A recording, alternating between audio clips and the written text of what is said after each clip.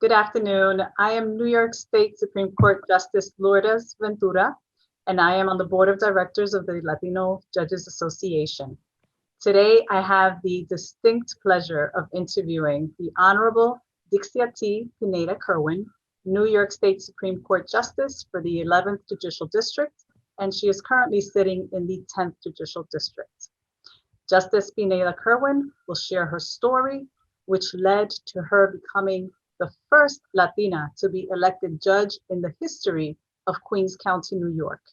And she will also impart some words of wisdom for our future generation of lawyers and judges.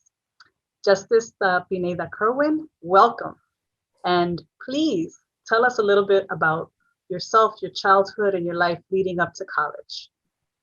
All right, thank you for inviting me. It's a pleasure being here. Let's see now, I was 9 years old when I came to the United States. My parents were already living here, but we were a big family. So I was one of the youngest three children. And while they were working here to bring us up to the United States, my grandmother watched us, the three youngest ones. So I came here when I was 9, and I came into beautiful Queens County. It was through JFK. I think it was just renamed JFK Airport.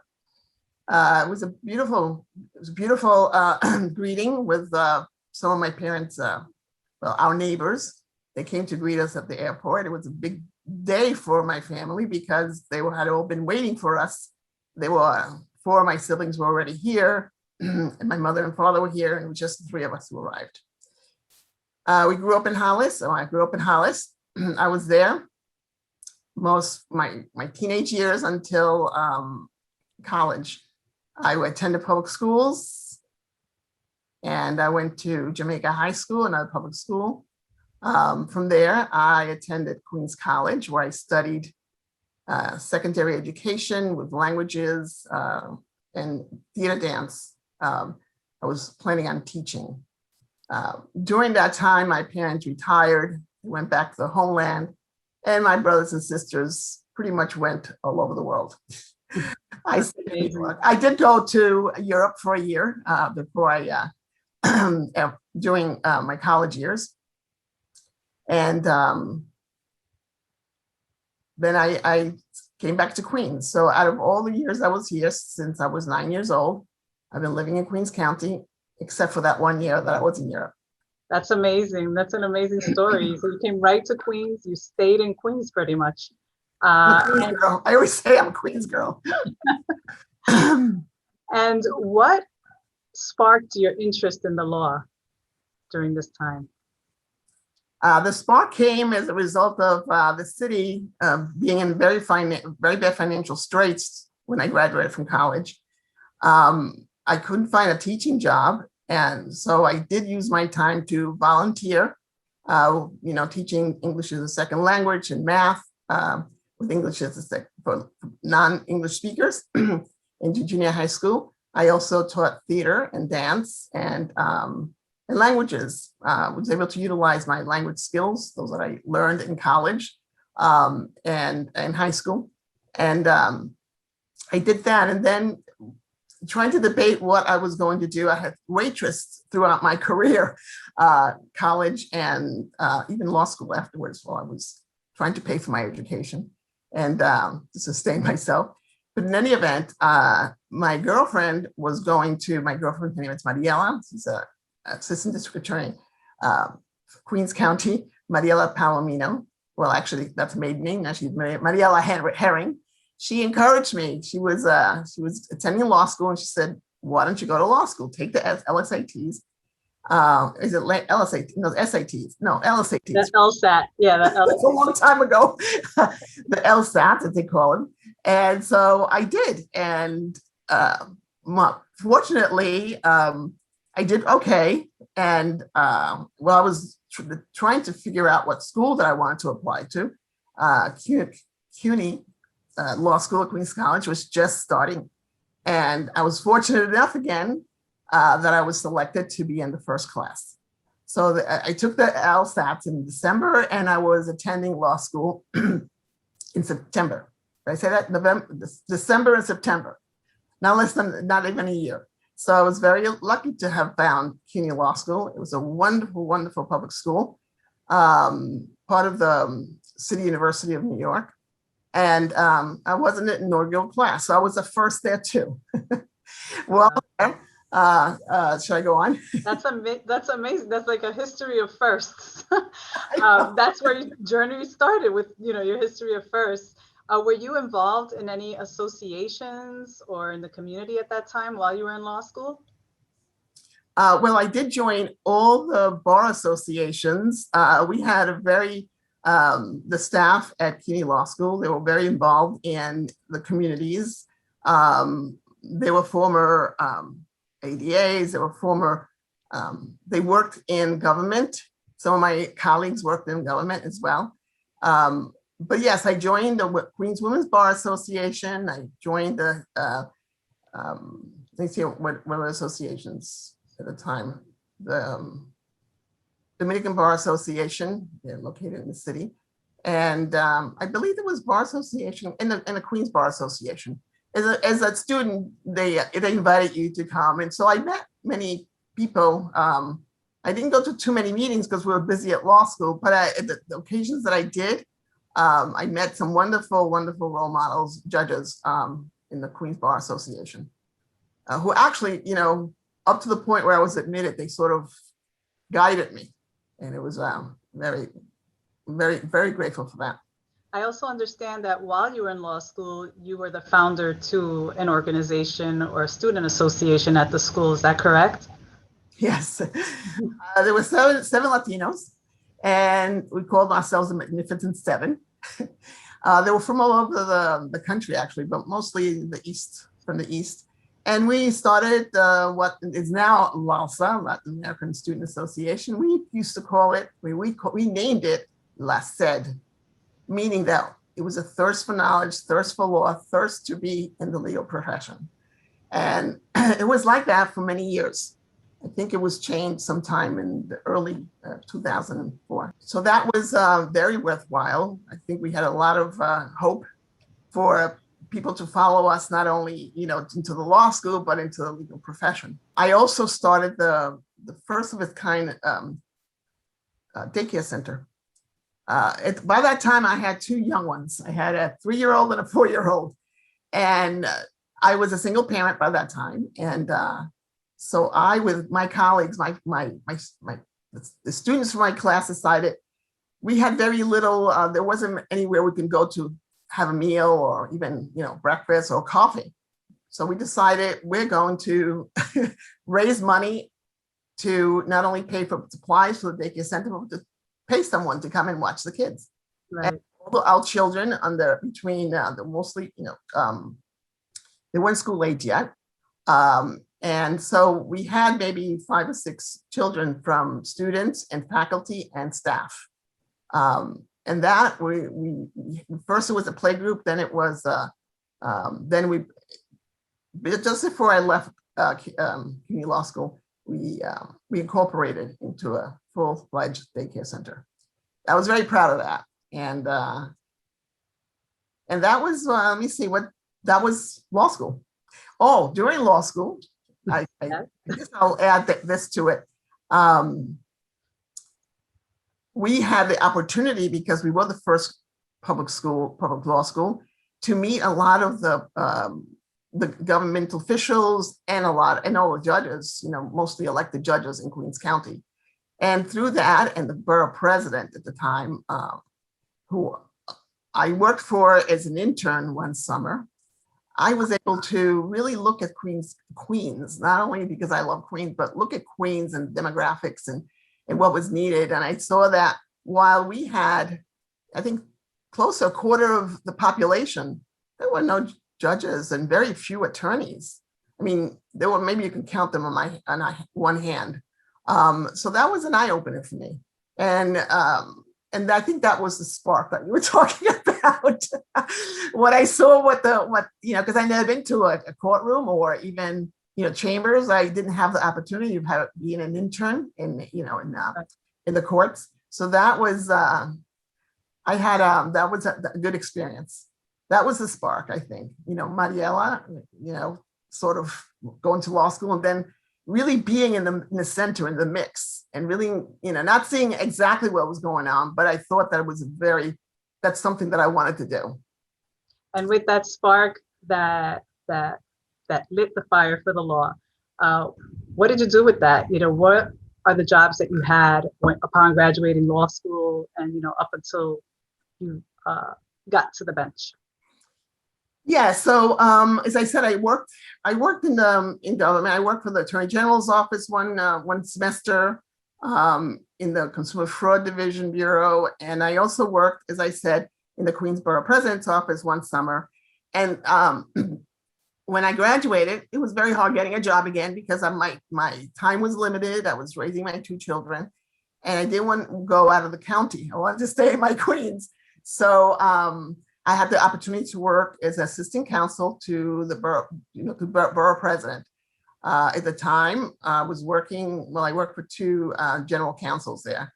And it was very, very interesting. I was able to do things like, she was bringing actions against, for the homeless population.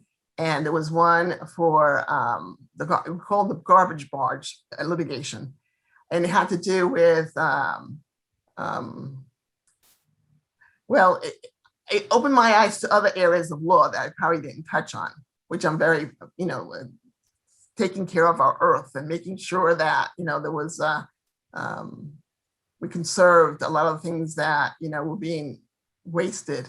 But that was part of it. And also, because at the time there was a board of estimate, the 5 borough presidents were very powerful. They controlled all the contracts and so I was a liaison to many of the legal, it was the law schools and the courts, all the courts. So I was able to visit. I used to go once a month to, let's say, the courts, Jamaica.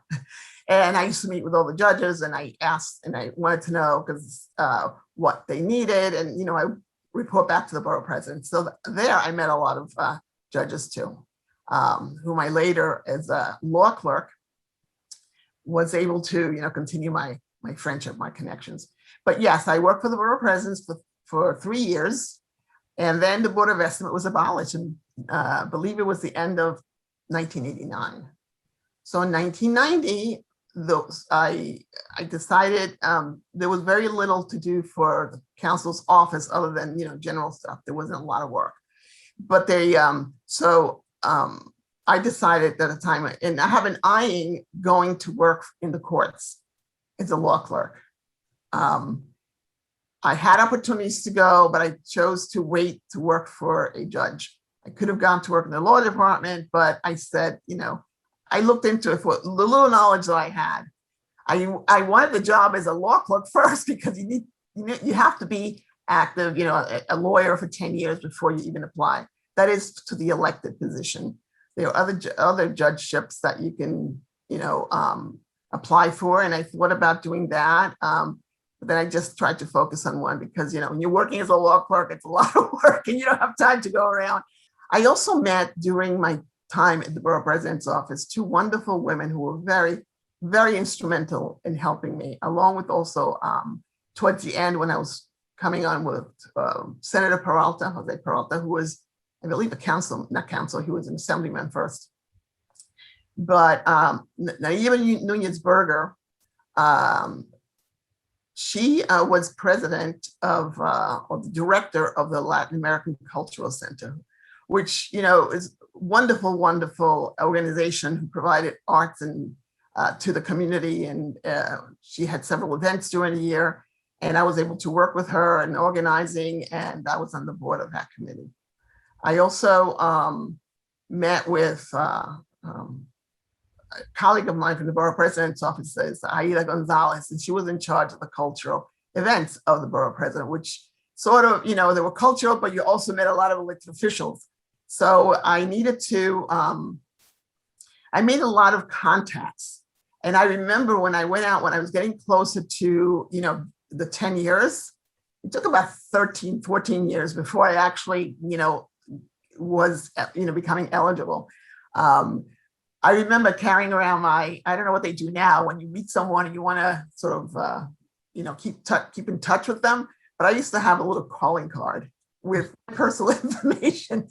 And I don't know, I still have some of them, but that really helped, when you meet someone and you engage with them and you say, oh, could you please, contact, or you get, usually if they were elected officials, you had all the information available to you, but they didn't have mine. So I met a lot of people, mostly, people from the community and other lawyers and judges.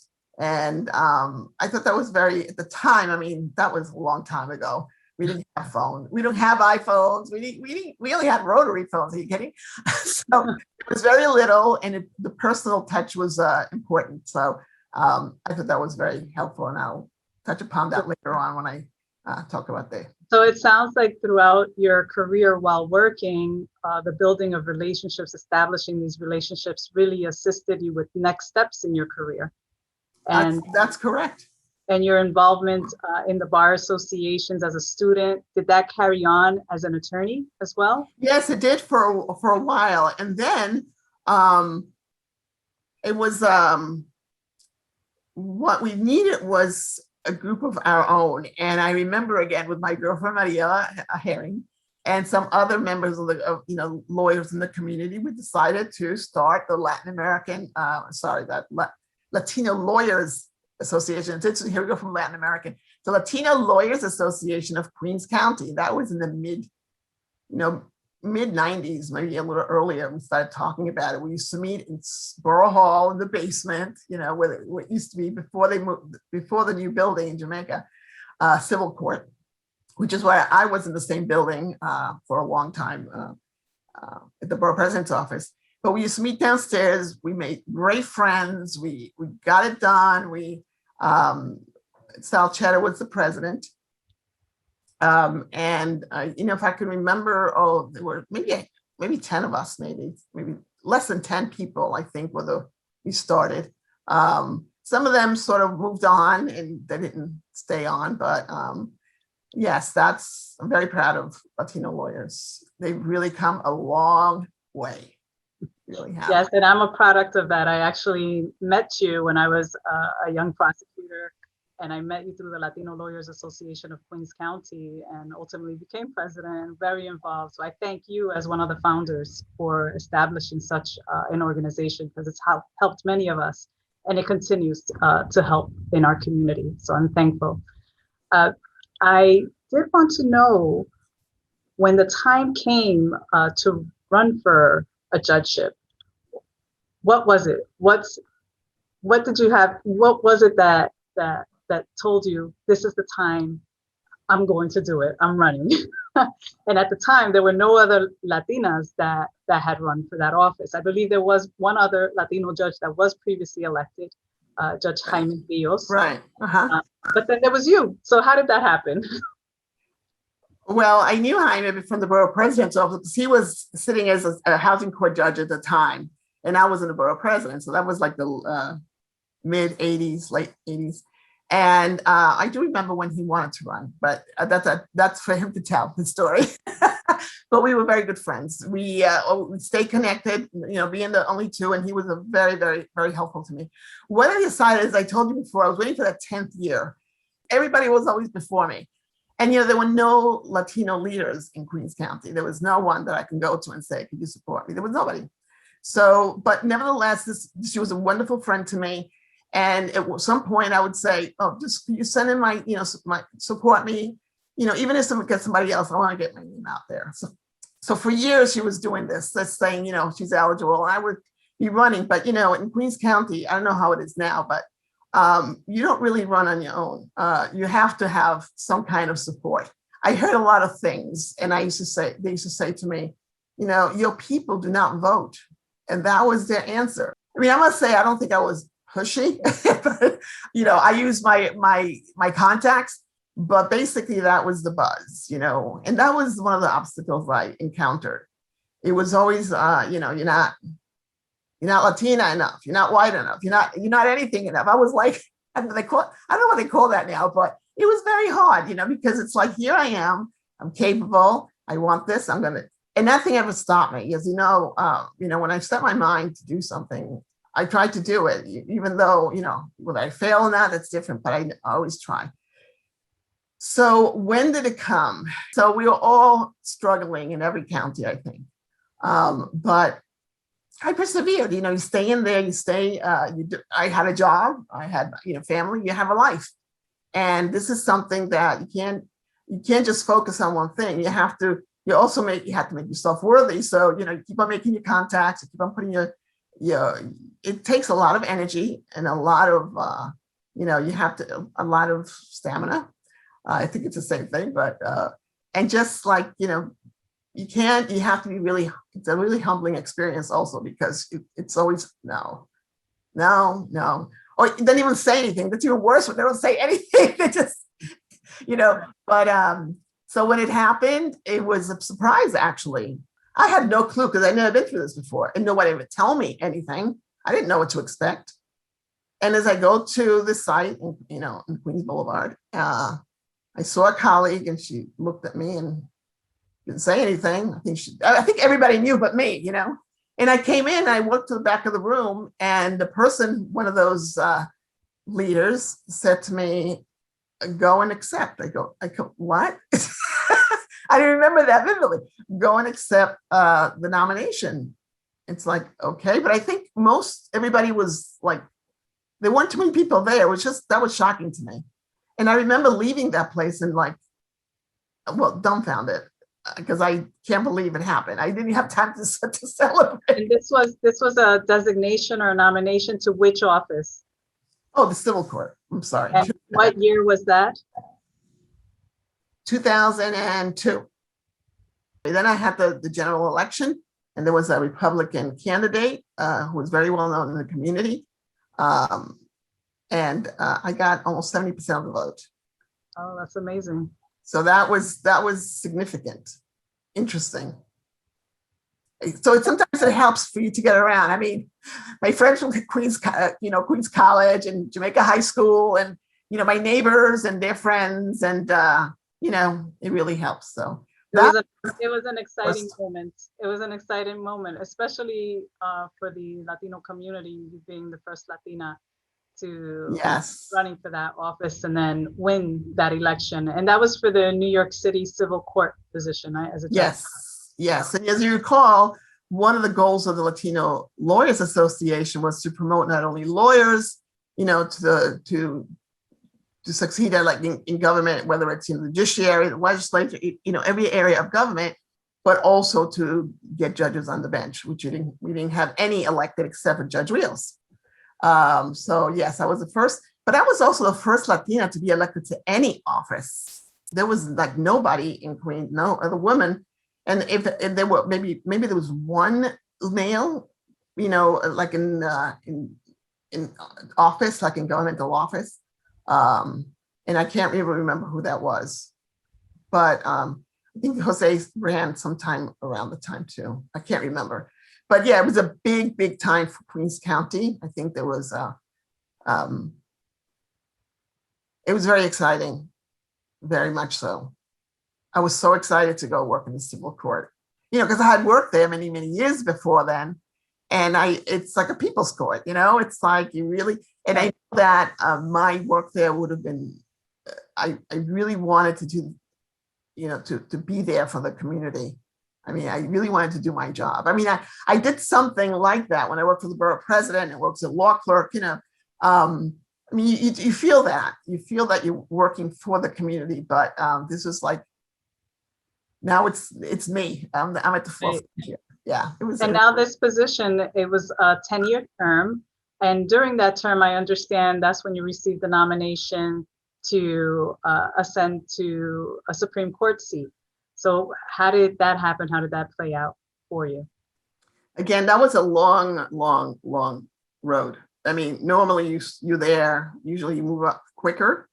You move up quicker, but for some reason, it took me a very long time. I thought it was, I was there I was elected in 2002, and then I was elected in 2009 to the Supreme Court. So 7 years is kind of a very long time.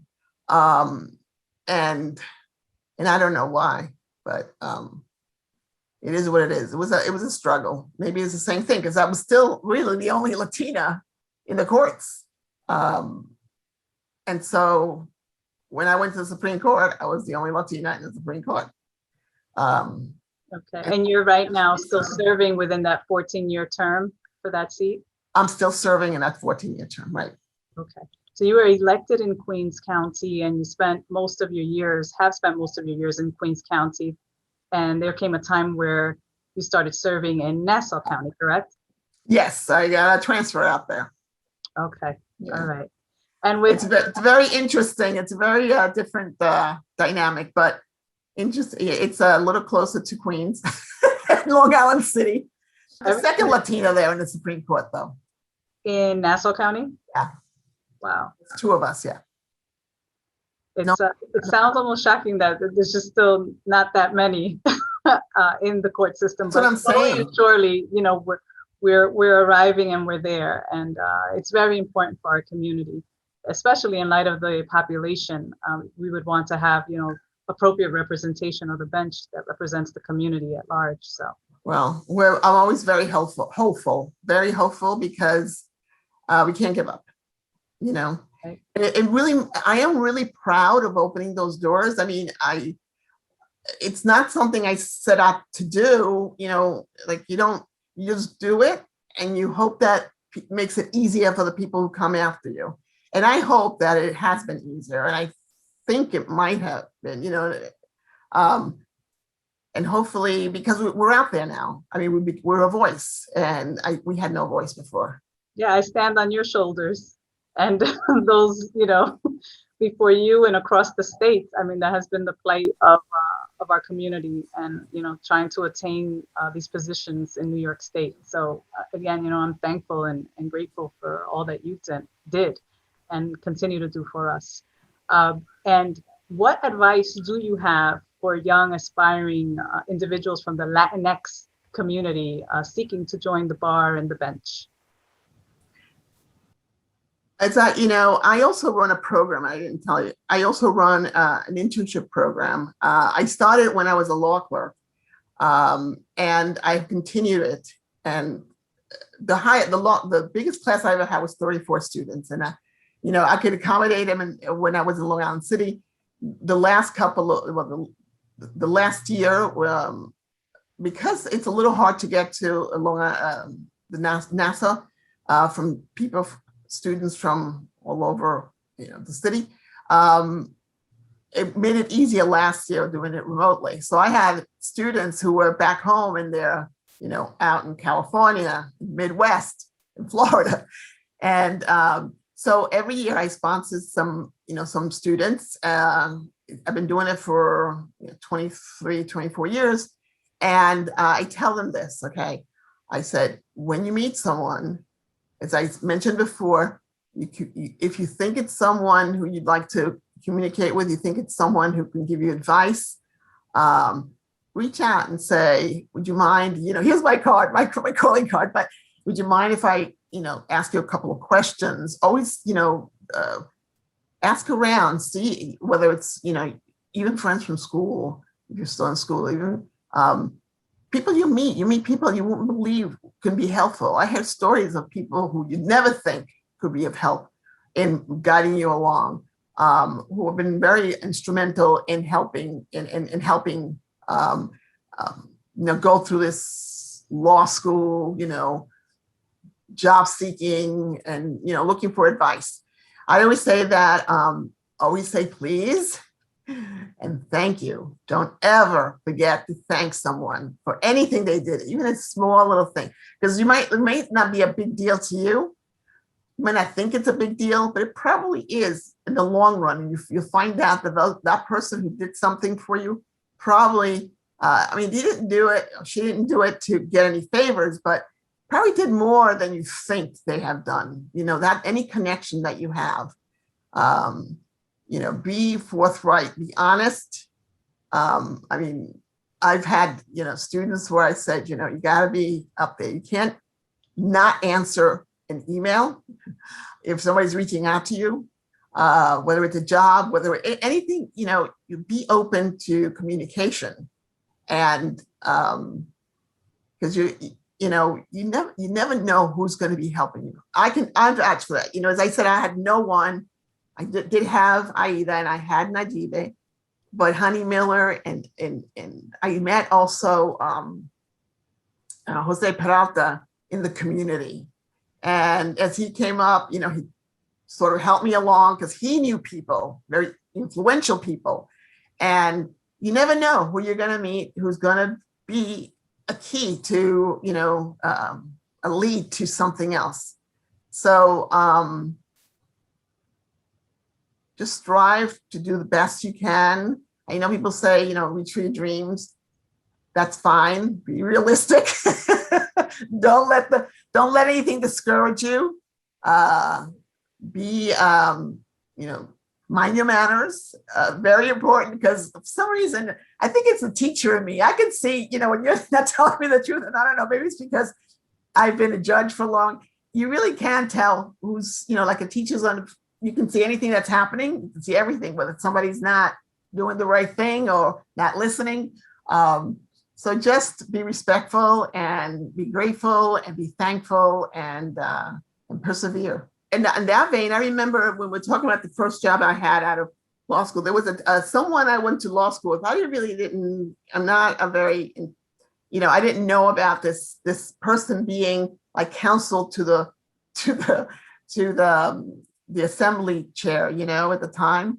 He went to law school with me. Very successful, but we just play softball, at that time off and stuff. And he's the one who sort of passed my name to the borough president when I was, I think they were looking for someone Latina. I think they were looking for diversity. So that's not, a bad thing then, but yes. And I interviewed and I got the job, but this is someone from law school who sort of put the buzz in. By that time, it was a different borough president that I was interviewing before.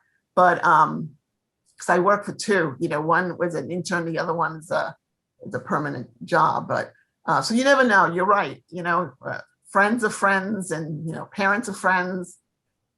Keep and even your parents, they know people and your friends, and right. I think that got me through it. Since our time is limited, I have one final question for you. And I know one time we had been speaking and you mentioned, if you only knew that this little girl from Baitoa, Dominican Republic, would be where she is today. So my question to you is, what would you like the bench, the bar, and the community to remember about you? Or, to remember something about your life and your story? Yeah, I think, it was like, who would have thought that a little girl who was raised in the mountains of, Baitoa, it's in the middle of the Dominican Republic, and, it's in the mountains, and, came to the United States, who would have thought that she would be in a position that she is now, like sitting in the Supreme Court of the state of New York. It shocks me, it surprises me. So I say, huh? It's you. I always say, you talk about me. I don't want to talk about myself. It's a very, I really don't. That's one of the things that about me. I don't like to talk about myself too much. But anyway, I tell you my story, but I don't want to. I hope that I've done what, I've done for my community. I want to be remembered, someone who was there serving everyone, all the people in Queens County. And, because I was the first Latina, because we are a lot and they do come to the court, having them come to the court and see that there's someone like them who probably has the same background as they do, and that they have a voice. They can come in and look for whatever there is they need in the courts. And I was there for them. Even if it's just to see someone that's, that's like Latina. And I had a lot of good feedback, especially in the beginning. It was very exciting. They come into the courtroom and says, "Oh, we're so proud of you." People I never met, but they've heard, from this person that there's a Latina in Queens County. There's a judge, and so I want to be remembered someone who really worked for the people of Queens County as a lawyer, as a judge, And that, I work hard. And while,